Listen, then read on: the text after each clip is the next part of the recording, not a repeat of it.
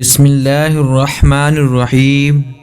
محترم ناظرین السلام علیکم۔ ناظرین، ایک بار کسی بیکاری نے کفار سے سوال کیا۔ انہوں نے مذاق میں امیر المومنین حضرت مولا علی شیر خدا رضی اللہ تعالی عنہ کے پاس بھیج دیا، جو کہ سامنے تشریف فرما تھے۔ اس نے عرض کی، رو کر دست سوال دراز کیا۔ آپ غریب نواز رضی اللہ تعالی عنہ نے 10 بار درود شریف پڑھ کر اس کی ہتھیلی پر دم کر دیا اور فرمایا، مٹھی بند کر لو اور جن لوگوں نے بھیجا ہے ان کے سامنے جا کر کھول دو۔ کفار ہنس رہے تھے کہ خالی پھونک مارنے سے کیا ہوتا ہے، مگر جب ساحل نے ان کے سامنے جا کر مٹھی کھولی تو اس میں 1 دینار تھا۔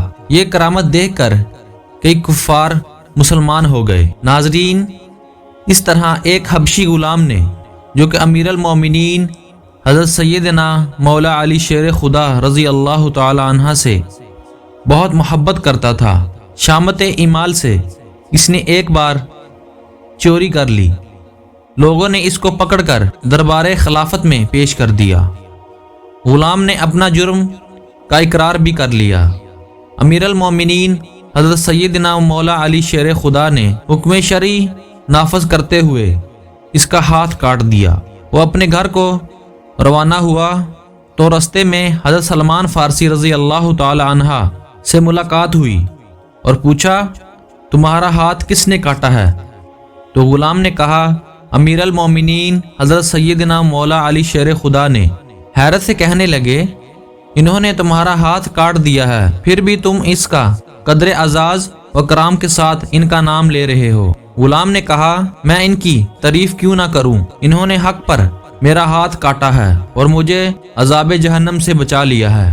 حضرت سلمان فارسی رضی اللہ تعالی عنہ نے دونوں کی گفتگو سنی اور حضرت سیدنا مولا علی شیر خدا رضی اللہ تعالی عنہ سے اس کا تذکرہ کر دیا۔ آپ غریب نواز رضی اللہ تعالی عنہ نے اس غلام کو بلوا لیا اور اس کا کٹا ہوا ہاتھ کلائی پر رکھ کر رومال سے چھپا دیا، پھر کچھ پڑھنا شروع کر دیا۔